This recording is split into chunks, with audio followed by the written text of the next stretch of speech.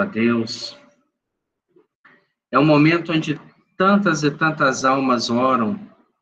Nós temos, por exemplo, em nosso lar esse hábito das 18 horas, as almas que ali estão unem o pensamento ao nosso Pai Celestial. Então é um horário onde a gente também une o nosso pensamento e vamos intermediando através dos nossos irmãos mais elevados a bênção espiritual que tanto precisamos para estes momentos que estamos vivendo. Abençoe, Senhor, a todos que aqui estão passando pelas provações e dificuldades da vida. Que possamos, Senhor, com a fé, com a confiança, mas sobretudo com o trabalho que nos compete, aprender com este momento. Refletir sobre o valor da vida, da convivência, da importância de estarmos juntos, de crescermos em direção ao mais alto. Abençoe, Senhor, a cada um de nós. Dai-nos, Senhor, a certeza e a confiança que juntos conseguiremos vencer as nossas maiores dificuldades em direção aos objetivos centrais da vida, que é o nosso crescimento como espírito. Permaneça, Senhor, ao nosso lado hoje, agora e sempre. Que assim seja, graças a Deus. Então vamos lá, meus irmãos, nós estamos finalizando, o nosso capítulo 15, que é intitulado Forças Viciadas. E nós estudamos a mediunidade num ângulo muito diferente daquele que nós estávamos acostumados a estudar. Até então, quando se falava em mediunidade, qual que é a ideia que a gente tinha? Tinha uma sala, com uma mesa, com pessoas incorporadas, trabalhando, atendendo, recebendo receitas, recebendo orientações, intermediando os sofredores. A partir deste capítulo, nós passamos a ver a mediunidade como um fator social, porque ela está na inspiração, ela está na corrente mental, ela está nos nossos pensamentos, nas ligações que fazemos uns com os outros a partir dos valores que temos como ser humano. Então, a mediunidade, ela tomou um aspecto natural muito grande, o que lembra a profecia de Jesus, quando ele dizia que no final dos tempos derramaria o Espírito sobre a matéria. E aí a gente vê justamente isso. Hoje nós somos médiuns de todos os pensamentos que temos. Porque no momento que pensamos, e o pensamento tem esse fator de conectividade, você pensa e naturalmente faz conexões. E essas conexões vêm aos poucos clareando o nosso pensamento e intermediando outras ondas mentais. Hoje, lendo o livro Mediunidade e Consciência, que é uma obra até muito interessante, que a gente está preparando um trabalho para apresentar lá em Leopoldina, através das plataformas virtuais, houve uma pergunta feita ao Divaldo sobre isso, Como que a gente vai, já que a mediunidade, ela é tão natural, ela é tão expressiva na vida, ela está tão ligada a cada um de nós, como que a gente vai identificar o ponto exato da onde somos nós que estamos pensando, criando e intervindo, e de quando estamos sendo instrumentos da própria espiritualidade para sermos porta-voz dos espíritos, ou superiores ou inferiores. E ele faz uma resposta interessante dizendo: é necessário para todos os espíritas o cultivo da meditação. Somente a meditação sincera, aonde nós vamos nos encontrar, aonde nós vamos fazer uma radiografia do nosso eu interior, saber quem somos, quais os valores que temos, quais as nossas posturas diante da vida, é que vamos saber exatamente a partir de que momento estamos sendo influenciados. E isso vai ser muito útil no nosso trabalho na nossa vida, nas nossas atividades, porque se a todos os momentos somos e estamos mediunizados, nós vamos saber exatamente que tipo de correntes mentais assimilamos. Então, quando eu faço uma meditação e consigo chegar a uma visão do meu eu interior, percebendo a vaidade, percebendo o orgulho, a maledicência, todos os momentos que eu estiver trabalhando na minha vida, nos meus relacionamentos, e expressar, seja orgulho, seja interesses pessoais ou a maledicência, eu vou identificar que neste momento, correntes mentais de espíritos que também estão nesta faixa de sentimento manifestam através de mim.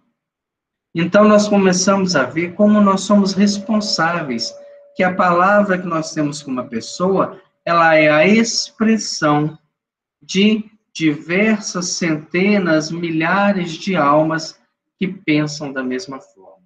Assim, nós estudamos dentro desse capítulo, quando ele adentrou, por exemplo, aquele restaurante barato, quando ele viu almas que se embebedavam junto com pessoas que tinham o hábito do vício, quando ele estudou o jovem que escrevia uma reportagem totalmente, destinada a desagradar ou atingir moralmente uma mulher, e ali ele estava influenciado pelo espírito obsessor dela.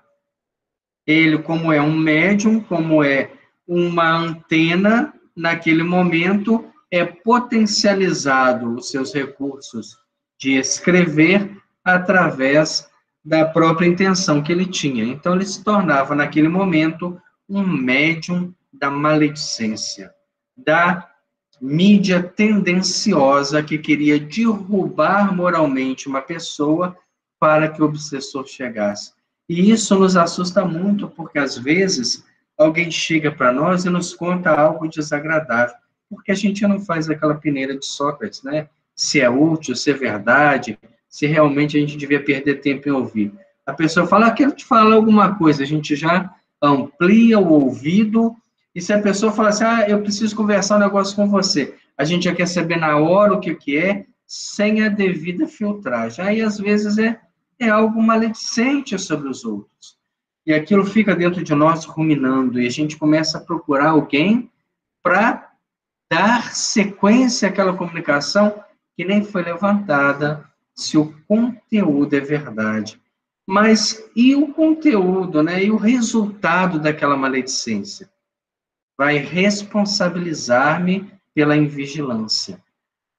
A gente começa a ver que estamos num meio onde o nosso comportamento ele vai ser sempre a expressão do nosso mundo íntimo, que vai ser potencializado por espíritos ou de luz ou de trevas, ou espíritos bons e sábios ou indiferentes e ociosos. Nós sempre estamos representando uma pleiade de espíritos. Portanto, que saibamos nos comportar, que saibamos nos comportar mentalmente, que só expressemos algo de útil, para que os obsessores não encontrem em nós verdadeiros microfones para expressar os seus pensamentos na vida. Lembra-me uma história que nós conversamos certa vez, ainda no nosso estudo presencial, quando um grupo de professores, do qual Raul Silva fazia parte, Raul Teixeira, Raul Silva é da nossa história, de uma escola onde ele trabalhou, e os professores da rede pública do estado do Rio de Janeiro, na época, estavam já há um tempo grande sem aumento, o salário defasado, eles estavam passando dificuldade financeira, e todo mundo começou a reclamar. E ele estava no meio. Mas as pessoas reclamando estavam certas, porque não tinham a visão espiritual que ele tinha. Mas ele se contaminou com aquela reclamação. Então ele começou a reclamar também e tomou a frente daquela reclamação, e como um orador, como alguém que tem a facilidade de expressar o pensamento dos espíritos, como um médium de altíssima delicadeza, né, da sua percepção, ele se tornou porta-voz das trevas naquele momento. Que ele pegou aquele discurso de sindicalista, é uma vergonha, nós não podemos passar por isso, e começou a mobilizar os professores. Uns começaram a tomar raiva, uns já não queriam entrar na sala de aula, e aquela situação começou a ficar grave. Nisso entra o espírito Camilo, pelo corredor que dava acesso à sala dos professores, e ele viu. E quando ele viu, ele se lembrou que se ele estava ali, era para apagar fogo e não para acender. Não era esse o compromisso dele como espírita, como orador internacional. Então ele se calou e as pessoas estavam lá, né, animadas com aquele discurso, estimulando, não, Raul, termina o raciocínio, explica para a gente o que você está falando. E ele, não, é preciso refletir melhor, porque eu ainda não tenho uma opinião formada sobre isso, preocupado com o que estava intermediando. Aí o espírito Camilo chegou diante dele, claro que ninguém via, somente ele via e mentalmente conversava com ele, e falou, muito bonito, senhor Raul. Eles reclamarem estão corretos, mas você não. E ele mentalmente falou assim, mas por que eu não posso reclamar?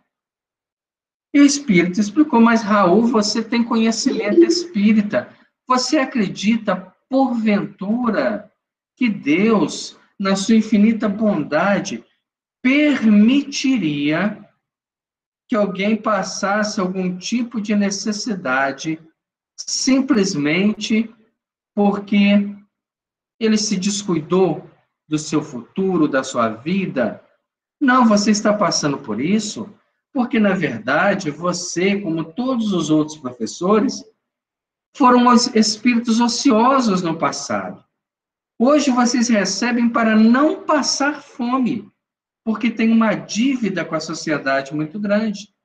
E os governos corruptos são intermediários da justiça divina.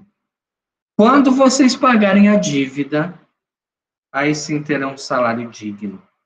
Porque o Pai Celestial é justo e é perfeito em tudo. Então ele se calou e viu que realmente o que ele ganhava de salário era apenas para não passar fome. E começou a trabalhar, a buscar a valorização íntima, a se preparar melhor, até que ele teve uma ascendência, uma oportunidade de tornar-se professor universitário. E ele diz que somente a partir daí que ele passou a ter um salário digno. Então, ele aprendeu a não reclamar, porque, primeiro, nós não somos injustiçados. Existe o injusto e a injustiça, mas não o injustiçado. E toda vez que nós estamos reclamando, olha a palavra, clamar 2 vezes, é a gente ficar buscando uma situação que não vai levar a nada. Ou você trabalha para que o seu mérito lhe proporcione algo melhor, ou você se compraz e não seja instrumento da maledicência. A partir daí, André Luiz e Laro Silva ficaram espantados com a realidade do mundo. Na verdade, cada ser encarnado, cada pessoa é um transmissor de ondas mentais que ela está sintonizada. E eles então saíram daquele bar, daquela região, em silencioso gesto, né, com que recordava o dever a cumprir, o assistente Aulos convidou-nos a retirar. Retomamos a viatura. Eu vejo, assim, por exemplo, nessa época agora, que a gente está na pandemia, que está uma vibração mais difícil, né, que as pessoas estão, assim, com essas questões de medo, de insegurança, a gente tem mais dificuldade de fazer uma meditação, de ter um momento de concentração mesmo, né? Eu tenho tido mais, eu faço yoga, tal, às vezes eu tento, mas eu percebo que a gente já não tem a facilidade que tinha, não que eu tivesse facilidade, mas assim, eu tenho mais dificuldade hoje, claramente tenho. A psicosfera do planeta está diferente, né? Ela está numa transição. E todos os pensamentos de encarnados e desencarnados influenciam nela. Com certeza, hoje, para a gente atingir um momento, né, mental tranquilo, onde a meditação nos faça realmente relaxar, está muito mais difícil. Não está fácil, porque o nosso próprio quadro social em volta de nós, a gente começa a ver o quê?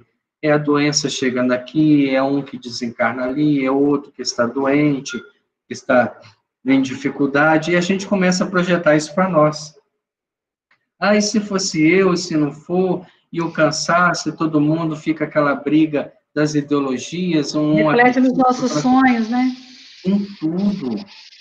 Por isso que esse momento de transição é um momento de profunda reflexão. De Você atenção, né? imagina, né, o que é estar fora do corpo físico agora na Terra? Correntes, né, de raiva, correntes de ódio, correntes de infelicidade, de saudade, de tristeza, de sentir-se abandonado, de achar que não estava na hora de desencarnar. Tudo isso está uma nuvem de tempestade que ronda o nosso planeta. Então, são esses momentos em que a gente precisa realmente meditar. Colocar uma meditação guiada. Ah, eu consegui ficar 30 segundos. Então, eu coloco de novo, eu fico 31, 32, 35, para que a gente consiga ajudar a espiritualidade a ter campo. Eles precisam, mais do que nunca, encontrar em nós instrumentos de correntes mentais superiores. Não está fácil, realmente. É quase como se você estivesse brincando aquela corda, né? Que você puxa para um lado e para o outro. Eu me sinto assim, É o cabo de guerra. um cabo de guerra. E a gente, se bobear, escorrega e é puxado para o outro lado. Quando vê, já falou que não devia, já pensou que não devia, já xingou o governo, já fez tudo que não é edificante. Ah, mas todo mundo está fazendo isso. Certo, mas e nós espíritas? Tarcísio, e essa meditação, muitas vezes a gente confunde com voltar ao nosso passado recente, né?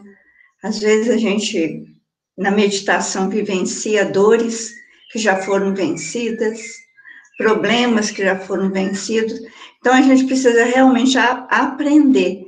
Tem um podcast que eu gosto muito de ouvir, que chama o Eu Consciente. Uhum. Então, ele é muito interessante, sabe?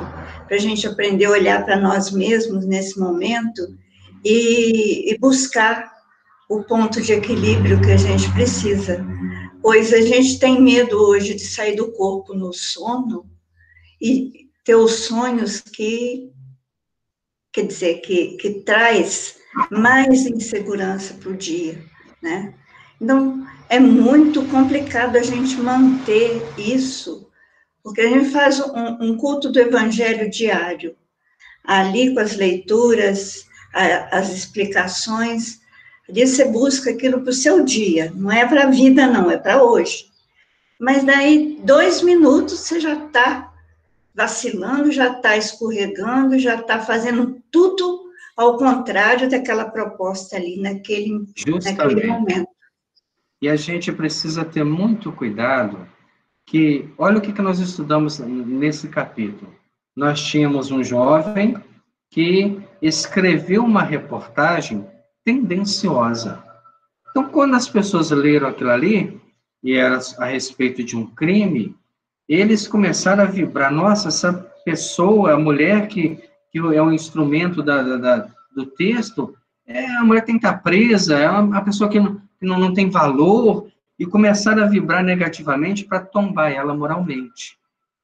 Então, às vezes, a gente faz o culto, igual a Ângela colocou, faz uma leitura, aí absorve aquela proposta, mas aí logo depois a gente tem contato ou com pessoas, ou com propostas de conteúdo de programas, de televisão, de rádio, e é justamente na contramão daquilo que a gente leu, e a gente, às vezes, acaba sintonizando mais com essa proposta do que com aquilo que a gente leu.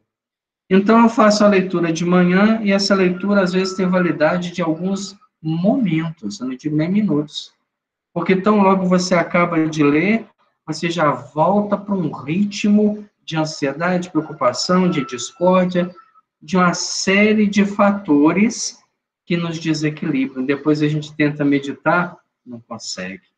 Ou quando a gente vai dormir à noite, ficar preso naquelas angústias todas. Aí entra Cícero, remédio para tentar dormir. só uma sugestão para nós. Quem tem acesso ao YouTube, né? Tem um programa da FEB TV, o nome dele é Saulo, eu não lembro o sobrenome, mas ele faz um evangelho diário, começa às 7h35 da manhã, das 7h35 às 8h. Então, ele lê, sempre comenta uma leitura daquela coleção do Emmanuel, o Evangelho por Emmanuel.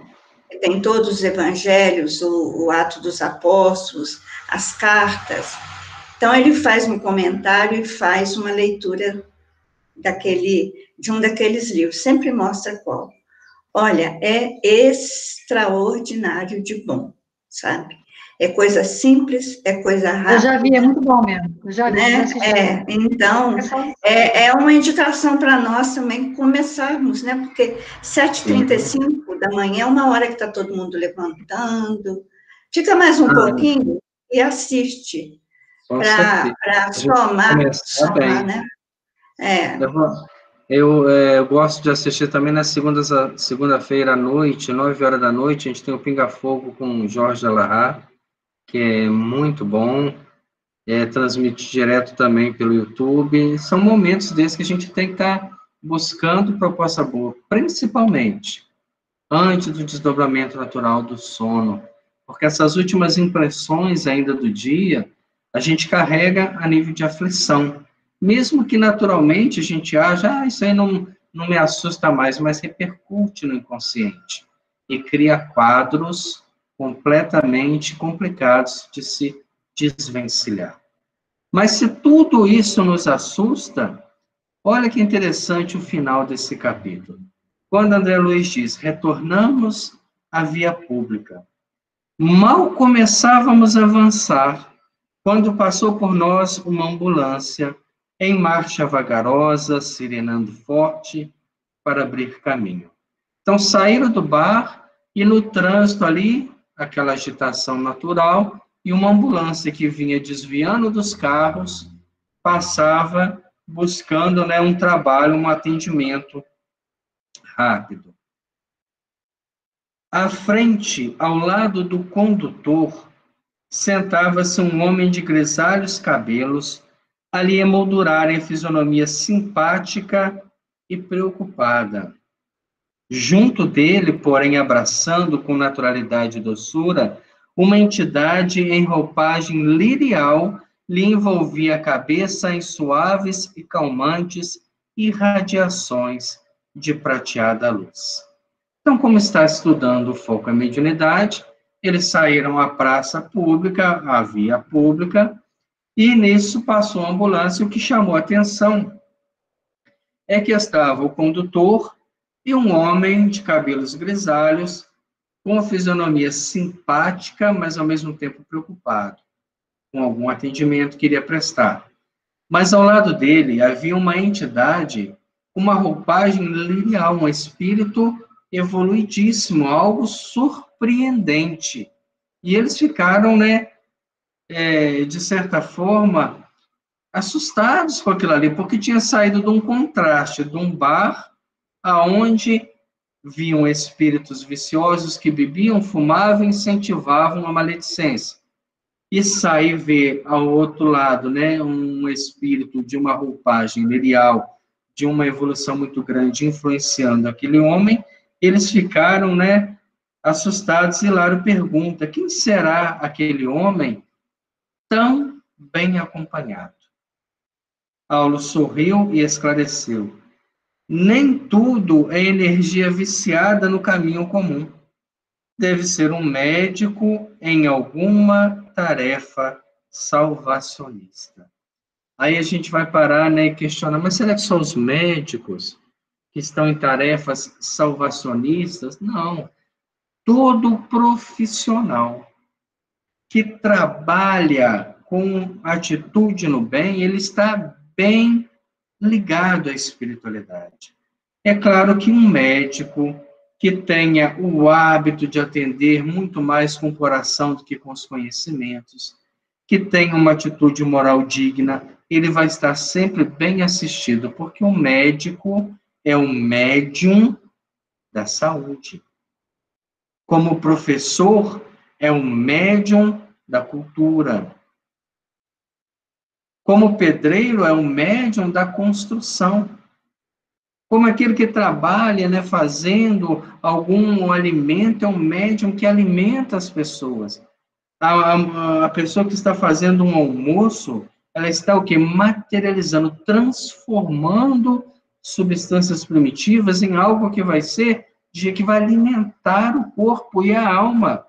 Então, toda a carga de pensamento que se tem naquele momento que está fazendo, contamina, melhora a qualidade ou piora dos próprios alimentos. Então, aquela pessoa que faz porque é obrigada a fazer, porque ninguém pega e faz, porque ninguém ajuda, vai impregnando os alimentos de toda uma corrente de energias inferiores. Lembremos que os nossos alimentos são feitos 99,9% à base de água. A água é o melhor condutor da bioenergia. Tivemos oportunidade de estudar isso. O nosso próprio corpo físico tem uma quantidade gigantesca de água. Tudo isso se contamina com a nossa criação mental.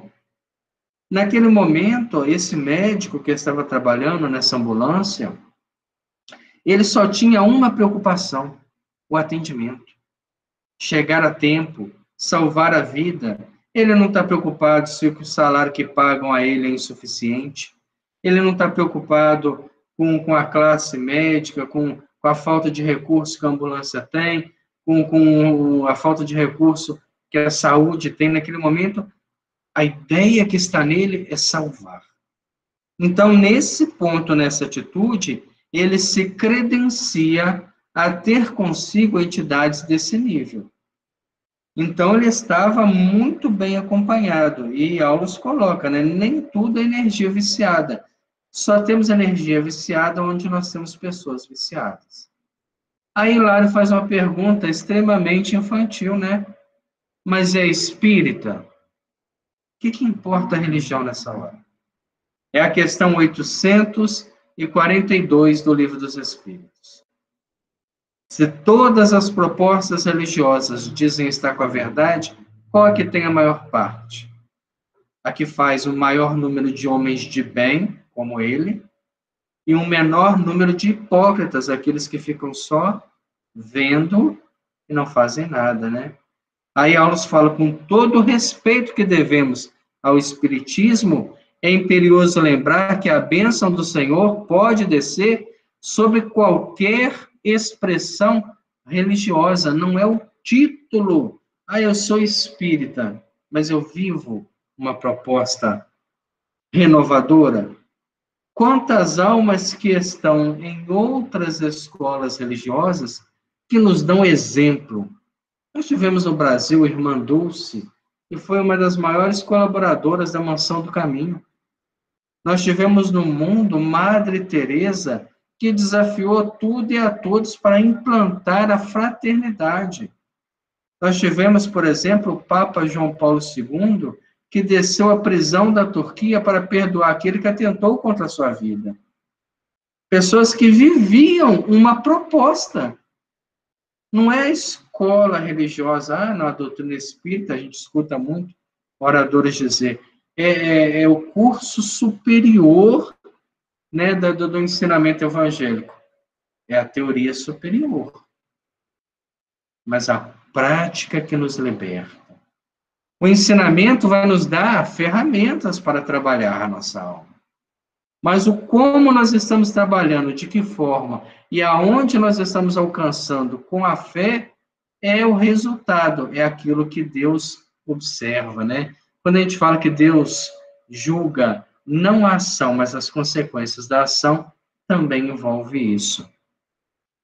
Deve ser, antes de tudo, diz Aulos, um profissional humanitário e generoso por seus hábitos de ajudar ao próximo, se fez credor do auxílio que recebe.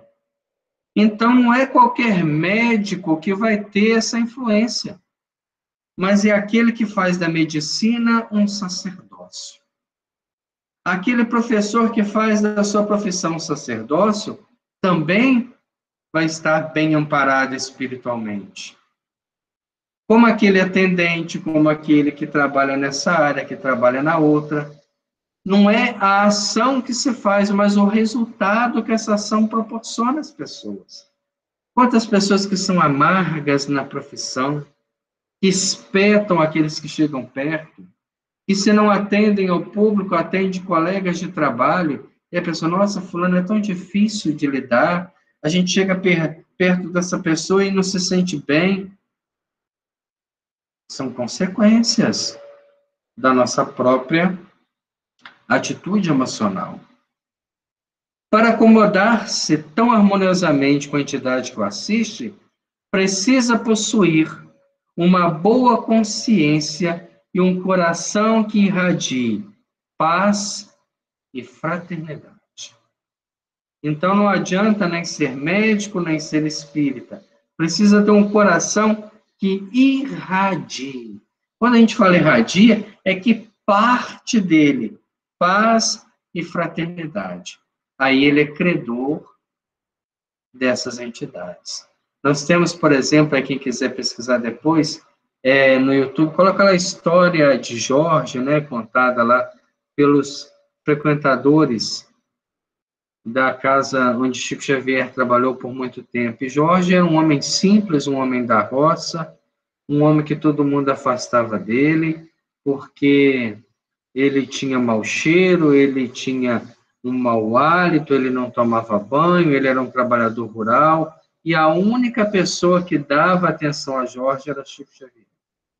Ele vinha da roça no sábado à tarde, ia encontrar com Chico, ficava na fila, mas aonde ele estava, todo mundo se afastava. As pessoas só viam aquele homem de couro duro, de pele queimada, de mau cheiro, de mau hálito, e se afastavam. E o Chico recebia o Jorge como se fosse a pessoa mais famosa do mundo. E fazia o Jorge contar os versinhos simples, e o Jorge beijava o Chico para ir embora, e era um beijo triste, porque o Jorge tinha, né, uma fenda labial, né, muito grande, e quando ele sorria, aquilo abria e sangrava, e quando ele beijava o rosto do Chico, sangrava também, e o Chico beijava a mão do Jorge, e as pessoas, como é que o Chico aguenta? A gente, esse homem fede tanto, esse homem é um homem sujo. Mas ele, Chico Xavier, alma pura, olhava para Jorge e reconhecia a alma pura. De um tempo para o outro, Jorge sumiu. E as pessoas começaram a sentir falta dele bastante tempo depois. Né? A princípio, agradecer. Graças a Deus, quem não veio hoje, né? Não tivemos que suportar o mau cheiro, a presença desagradável. Até que um dia perguntaram, Chico, você tem notícia do Jorge? O Jorge não vem mais aqui? E o Chico contou, né? O Jorge desencarnou, né? Sozinho na casinha que ele morava, no sítio que ele trabalhava, esquecido de todos e de tudo. Porém, foi o próprio Cristo que veio buscá-lo, que retirou aquele homem de couro duro, de pele mal cheirosa, de mau hálito, aquele homem tronco, sem cultura, retirou daquele corpo, abraçou ele e voou com ele para o mais alto, porque era uma alma pura. E nós enxergamos aquilo que ainda somos, a impureza, o mau cheiro, o maltrato, mas o Chico enxergava a pureza daquela alma. Então a gente começa a ver que quando o coração é fraterno e irradia paz, ele está assessorado por bons espíritos. Nós temos na história, por exemplo, de Eurípides Barçanufo, que ele tinha como mentores espirituais o João, o evangelista, apóstolo de Jesus, São Vicente de Paula, que ele psicografou a mensagem de Maria, mãe de Jesus, mas era um coração que irradiava fraternidade, paz, amor, tudo quanto é qualidade.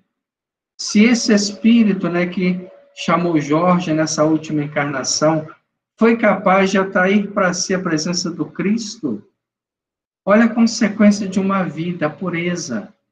E nós somos médiuns de quê? De quem? Fica aí a nossa reflexão. Contudo, pergunta ainda Hilário, né? Podemos qualificá-lo como médium? E como não, diz Aulus, né? É médium de abençoados valores humanos, mormente no socorro aos enfermos, no qual incorpora as correntes mentais dos gênios do bem, consagrados ao amor pelos sofredores da terra.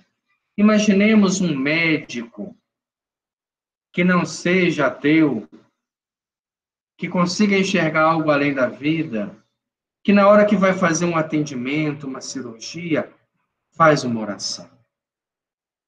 Pede a Deus que lhe abra a percepção espiritual, para que ele possa alcançar um nível maior de atendimento àqueles que estão à sua volta.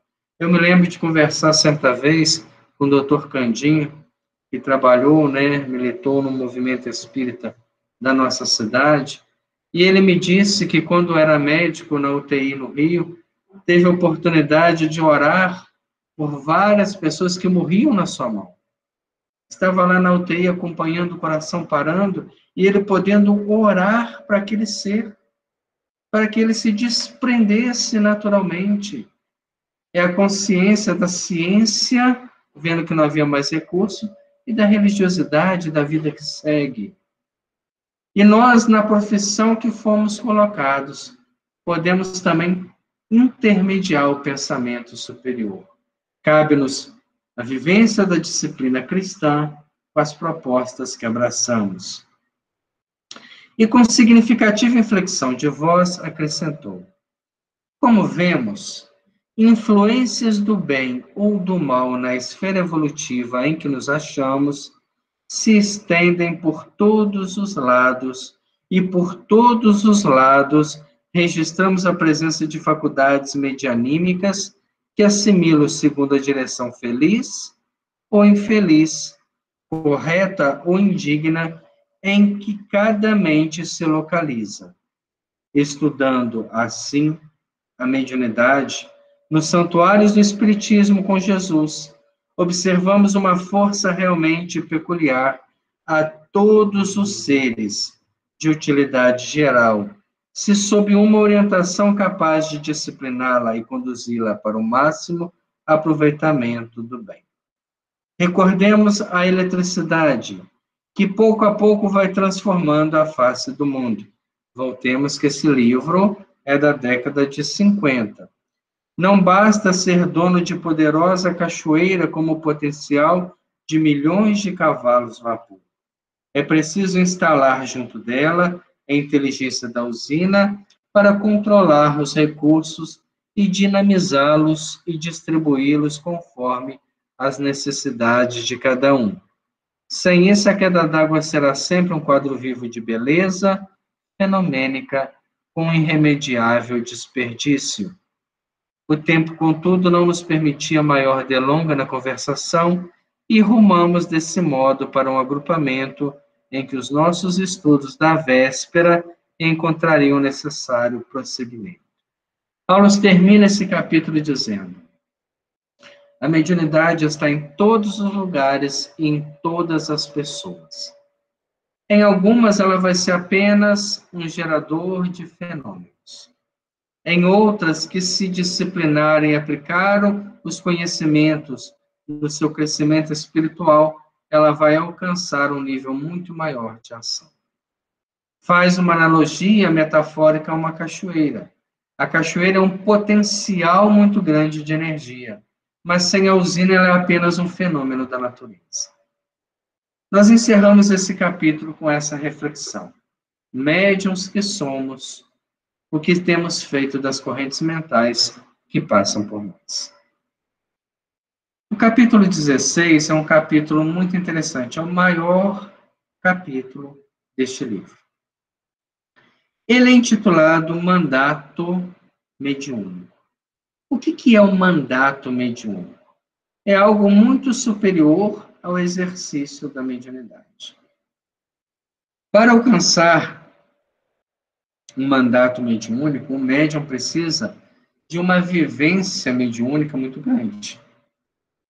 Não basta ele ter facilidade em entrar em comunicação com os espíritos. Ele precisa ter uma vivência com o mundo espiritual irretocável. Nós vamos estudar dentro desse capítulo um médium que está com um pseudônimo, né, que ele colocar aqui, né, de uma mulher chamada Ambrosina, não existe essa personagem.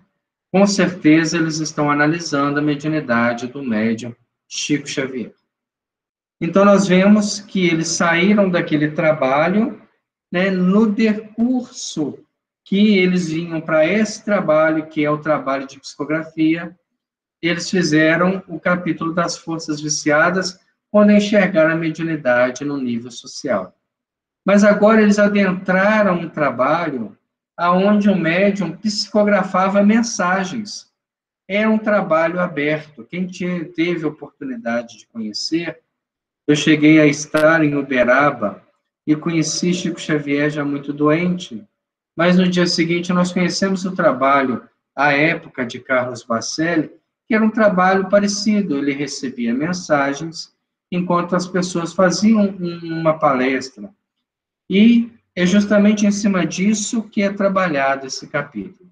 Porém, nós vamos com muita calma nele, estudando os detalhes daquilo que é o ápice da mediunidade no nosso nível de vida.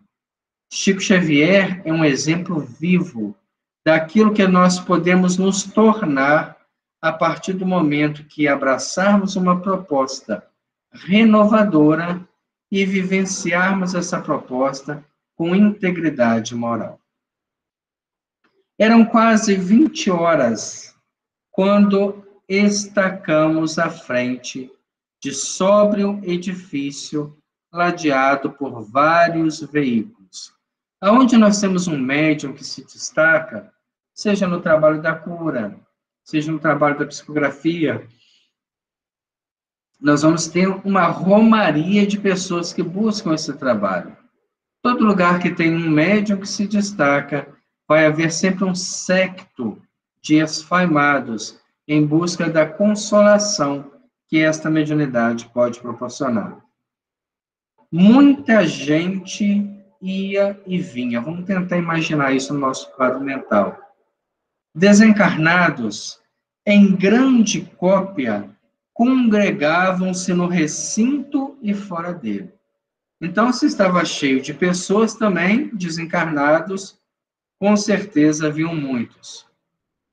Vigilantes do nosso plano, espíritos, estendiam-se atenciosos, impedindo o acesso de espíritos impenitentes ou escarnecedores.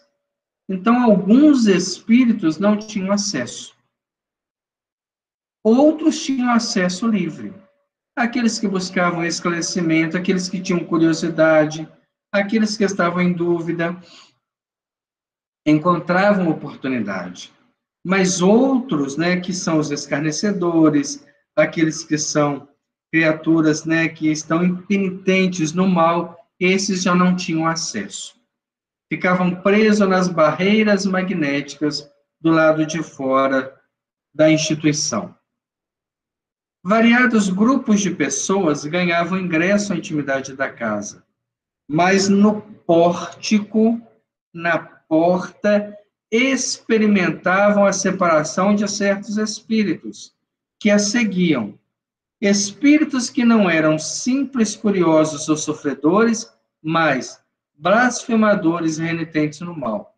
Então, só de entrar nesse ambiente, alguns experimentavam melhora, porque as suas companhias mais arraigadas não tinham acesso. Da porta para dentro entravam os curiosos, que são aqueles que estão a um passo de se libertarem, os sofredores que talvez, vendo a consolação, ao mesmo tempo se sensibilizam. Já esses que ficam do lado de fora, esses ficam tentando buscar a mente daqueles que estão lá dentro sem se importarem com o trabalho. Esses casos, porém, diz André Luiz, constituem exceção, porque, em maioria, o séquito de irmãos desencarnados se formava de gente agoniada e enferma. Então, mesmo os espíritos que compareciam, a maioria eram espíritos doentes, eram espíritos enfermos, tão necessitados de socorro fraterno como os doentes e aflitos que passavam a acompanhar. Vamos tentar, assim, colocar número nesse quadro. Vamos supor que essa instituição albergasse 100 pessoas encarnadas. Nós teríamos, talvez, 10 vezes esse número de espíritos. Então, são muitas mentes que ali estão, né, direcionando pedidos, buscando consolação, buscando algum tipo de tranquilidade, sob a responsabilidade de um médium.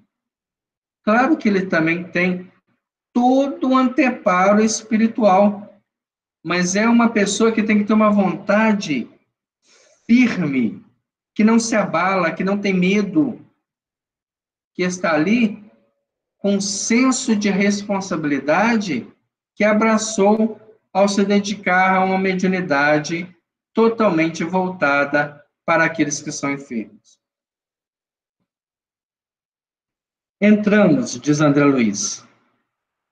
Grande mesa no centro de vasta sala encontrava-se rodeada de largo cordão luminoso de isolamento. Da mesma forma que os encarnados que chegavam iam se acomodando, ninguém chegava lá no médium de imediato, até porque ele estava com colaboradores encarnados que impediam esse acesso, estava em prece, estava em meditação. Imagina meditar nessa hora, né? Com tantas mentes ali pedindo, implorando, rogando. Os espíritos também não tinham acesso a ele. Há um cordão luminoso em torno da mesa, sustentado pelo pensamento dos encarnados que estão ligados ao trabalho, pelo médium e pelos espíritos superiores, que impedem uma agressão mental ou até mesmo pessoal ao médium que ali está. Em derredor, reservava-se ampla área, onde se encontravam quantos que careciam de assistência, encarnados ou não. Área esta que se mostrava igualmente protegida por faixas de defesas magnéticas, sob o cuidado cauteloso de guardas pertencentes à nossa esfera de ação. Então, nós passamos a pensar quantos espíritos são necessários para este trabalho. Nós precisamos de espíritos que protegem a instituição do lado de fora, que estão na porta, que estão do lado de dentro, que estão envolvendo o médium. Então, um trabalho desse, de psicografia, de cura, de atendimento, de orientação, ele envolve dezenas, centenas de espíritos que estão vinculados a uma casa, a uma instituição séria. Não há lugar nem momento para improvisos. O médium não se preparou hoje, ele não está muito bem, ele acreditou que não ia vir muita gente, ele está com vontade de, depois que sair daqui, se dedicar a outra atividade. Não, ele está em renúncia. É alguém que tem na mediunidade um sacerdócio. Como nós tínhamos, por exemplo, o trabalho de Divaldo Franco na Mansão do Caminho, aos sábados, ele começava o trabalho 9h da noite, que era um trabalho de palestra, e depois ele começava a atender algumas pessoas, não eram muitas, e ele encerrava esse trabalho às 7, 8h da manhã de domingo. E não pensa que ele ia para casa para dormir, não, ele já engrenava nas atividades, e ali ficava, e cuidava, e preparava estudo, e almoçava, e refletia, meditava, descansava um pouco, e à noite estava psicografando. Essas almas que abraçam esse trabalho são almas de caráter ímpar. Não se abalam, não se preocupam, não se desgastam. Ah, mas hoje tem um programa que eu queria tanto assistir. Ah, mas hoje eu tenho um aniversário, eu tenho um casamento. Abre mão de tudo. Vivem na renúncia de si mesmo pelo bem maior que o trabalho proporciona. Por isso, estão no mandato mediúnico. Não adianta almejarmos um trabalho desse sem estarmos preparados para essa renúncia. É o que Jesus falava com Pedro, né? Queres me seguir, mas está pronto para tomar do cálice que eu vou tomar? Nós estamos prontos para a renúncia que a mediunidade nos pede? Talvez ainda não. Tarcísio, voltando para a nossa questão do início, né, da meditação, quando eu vi aqui esse largo cordão de isolamento, né, largo cordão de luz, né, luminoso, né, a gente pode, é lógico que para a gente é muito difícil, mas se você, na hora que você estiver meditando, você imaginar se está envolto por isso, se você estiver num ambiente propício, de onde tiver natureza, plantas, que você possa estar mais sintonizado, acho que facilita, né? Se você começar a mentalizar que existe também essas forças. Esse estudo que nós estamos fazendo, eu e a Neuza, o Aloysio fala que a gente tem os nossos adversários, todos nós temos adversários. Aí encarnados, aí ele vai classificar encarnados e desencarnados. Depois ele fala, dentro dos encarnados, tem aqueles que são da sua família, e tem aqueles que não são, né, da consanguinidade. E depois ele fala, e também tem aqueles que são seus inimigos particulares, porque você fez alguma coisa para ele, mas também aqueles que são inimigos do trabalho em si, daquele trabalho que você está fazendo em nome da obra do Cristo. Então, tudo isso vai fazendo, vai criando forças, né? Mas, da mesma forma, tem... E aí, isso aí ele vai abrindo, que é tanto encarnado quanto desencarnado. Aí você vai, olha o leque que dá isso. Tem hora que a gente quer meditar, né? E às vezes a gente mora muito próximo de outras pessoas, aí o vizinho coloca a música alta, aí começa uma discussão na casa ao lado.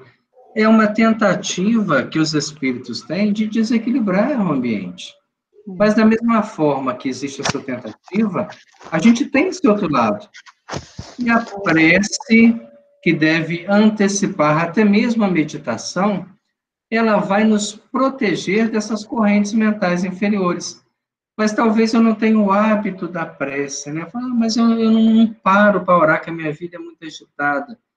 Já é um equívoco, né? A gente devia orar a cada agitação, meu Deus, tá com muita coisa para fazer, graças a Deus, que eu tenha, né, a paz, o discernimento para fazer tudo na ordem certa. Então, nesses momentos, a gente vai ligando o pensamento e alcança essa proteção. Da mesma forma que a reunião mediúnica tem uma proteção, esse trabalho tem, a nossa casa também tem. E é sustentado por quê? Pelo culto no lar, pela nossa vibração, pela oração em conjunto. Tudo isso fortalece a proteção do nosso lar. Agora, se nós tivermos, como a Rita colocou, eu tenho um ambiente que eu gosto de meditar, por exemplo, eu vou no horto florestal, já que eu não tenho em casa. É ótimo, é excepcional. Ali nós estamos em contato com a energia, né, de toda a criação do mineral, do animal, do vegetal, do hominal, do espiritual, do Dharma, das energias cósmicas. Então, se eu consigo um ambiente desse e tenho condições de meditar em alguns momentos para isso, a gente consegue transcender a própria existência. Sair do terra-terra, do acúmulo de ocupações, de ideias, de ansiedade. É muito válido até como saúde para nós. Como a gente alcança isso, né? Primeiro, através da prece e a manutenção do pensamento superior. Neste caso específico, como é um lugar de atendimento onde muitas almas chegam ali, já chegam desesperadas. porque perderam entes queridos, filhos, companheiros, esposos, né, pais que partiram, então estão em busca de alguma coisa. O sentimento que exala dessas almas é um pedido, é uma busca. E isso poderia facilmente desequilibrar o médium. Mas a espiritualidade, da mesma forma que impede aos espíritos obsessores de ter acesso, também protegem o médium desde que ele esteja com o pensamento alinhado com os espíritos. Se aqui falou dos guardas que atendem, né, que seguram a pressão dos pensamentos e os espíritos, ele coloca à frente oposta da entrada, né, vários benfeitores espirituais, vários, conferenciavam entre si e junto deles, respeitável senhora, ouvia prestimosa diversos pacientes. Essa senhora, ele se refere ao médium. Então, o médium está ali, chega o sofredor, conta a história dele. Ele não sintoniza com o sofrimento. Ele é solidário, ele é empático, ele vive a dor da pessoa, mas não há um só pensamento de crítica, não há um só julgamento, e nem se perturba espiritualmente com o sofrimento dos outros, para que ele possa ser intermediário desses benfeitores. Porque os espíritos superiores, eles pensam muito diferente da gente. Às vezes a gente acha, né, que está doente, que inspira compaixão, que eles vão vir, meu irmão, coitado de você, realmente você está tão doente, né, o que eu posso fazer? De forma nenhuma. Você vê que Chico Xavier, quando estava doente, cuidando de um sobrinho com paralisia mental, filho do irmão que desencarnou, esposa internada numa clínica de recuperação mental, quando ele reclama, a Emmanuel fala assim, mas você está reclamando de quê? Isso é o espírito superior orientando. Ele fala assim, mas está muito difícil, né? O pequeno chora muito, a ausência da mãe, o senhor podia ir lá no hospital, atender a mãe, quem sabe ela não melhora, né? E possa vir, e possa ficar com a criança. Aí o mano fala assim, Chico, mas você é muito engraçado, né? E desde quando a dor Xavier é maior que a dor das outras famílias? Porque lá está cheio de pessoas internadas e eu nunca vi você chorar por ninguém. Então não vai passar a mão na cabeça. Pode ter certeza, Divaldo conta que há pouco tempo, padecendo de um câncer, de uma dor crucial, tomando morfina, ele então sentiu o peso da idade, do trabalho, do cansaço, e em pensamento cobrou de Joana, né, um consolo. E ela perguntou a ele, mas o que passa? E ele fala, a senhora está vendo o meu sofrimento,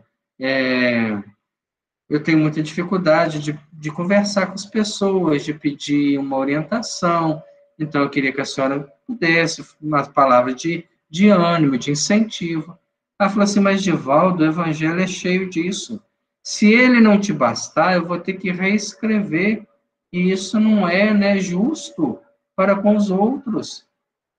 Aí ele falou assim, mas a gente espera, né, de um mentor espiritual um auxílio também para os momentos difíceis. Aí ela começa a fazer umas perguntas para ele, para a gente refletir, se a gente quer ser orientado pelo Espírito Superior. Ela fala assim, Divaldo, você conhece Francisco de Assis? E ele falou, conheço, sim, senhora. Você sabia que ele ficou cego? E ele falou assim, sim, ele ficou cego, que ele teve no deserto, ele queimou as vistas, né? Teve tracoma no deserto, e teve que queimar as vistas com ferro em brasa, porque não havia tratamento. Aí ela falou assim, você sabia que ele tinha lepra? E ele falou assim, sabia, né? Porque ele cuidou dos doentes, ele acabou contraindo a doença, e isso foi limitando muito os seus movimentos e tudo. E ela falou assim, você sabia que ele teve câncer? Na época a doença não era nem conhecida.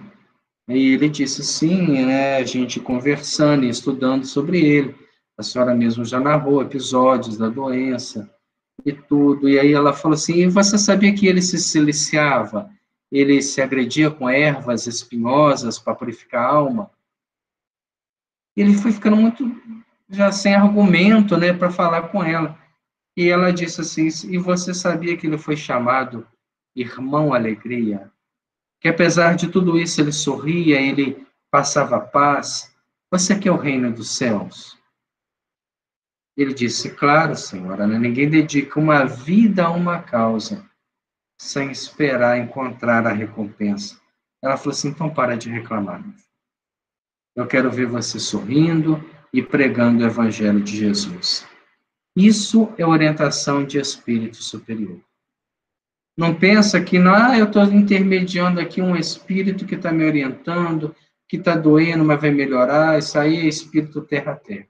A gente que fala com o outro assim, está difícil, para mim também está difícil, mas daqui a pouco melhora. Não, está difícil. Então há algo a aprender com isso. Semana que vem, a gente continua desse ponto para frente. Aprendermos a escutar as pessoas, a chorar com elas, mas a não se perturbar com o problema delas.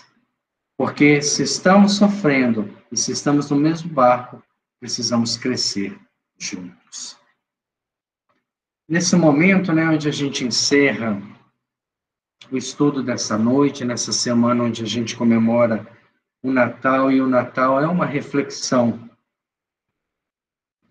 do nascimento do nosso Senhor Jesus Cristo, da sua passagem, mesmo que a gente tenha várias discussões de data, do que realmente se passou, da época que foi, pouco importa. Importa que ele esteve aqui.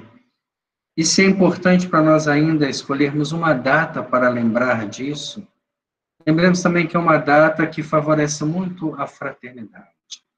Muitas pessoas esperam essa época para doar alguma coisa, para presentear alguém, para se tornar mais receptivo, para reunir a família. Nós estamos vivendo um momento muito delicado, social, um momento de pandemia, um momento de dificuldade, um momento onde a gente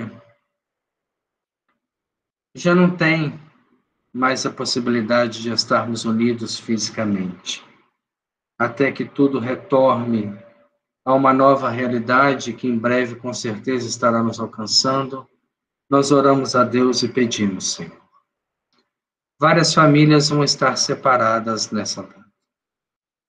Alguns estão internados, aguardando uma melhora para continuar suas existências ou partindo para a existência maior.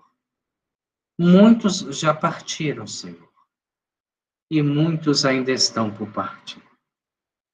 Que nesses momentos de reflexão desta semana, nós possamos orar em benefício de todos, para que a aceitação, acima de tudo, da lei maior da vida, seja uma realidade para todos nós. Nós não sabemos, Senhor, se estaremos também dentro dessas provações que muitos estão passando. Mas para todos esses que hoje passarão essas datas sem seus familiares, que se sintam sintonizados com a família universal. Não há nenhuma separação eterna. A morte é apenas uma porta que se abre em direção à vida. E todos esses que partiram, Senhor, sintam-se abraçados pelos seus familiares. E todos nós que estamos encaminhados, Senhor, que possamos estar unidos em pensamento, que possamos sentir a irmandade acima de tudo, que nosso Pai Celestial quer o crescimento espiritual de todos nós e nos proporciona a oportunidade de alcançarmos esse bem maior. Que Deus, nosso Pai, nos abençoe, abençoe a todos que estão nos acompanhando, aqueles que acompanham depois pelas gravações, que possam também refletir, Senhor, neste momento, valorizar a existência e trabalhar para o seu crescimento espiritual. Muito obrigado a todos pela presença, pelo carinho, por esses pensamentos que nos alcançam e nos fortalecem para continuar a nossa caminhada. Que Deus, nosso Pai, nos abençoe. Abençoe este Natal de todos. Abençoe a cada um de nós, hoje, agora e sempre. Que assim seja. Graças a Deus.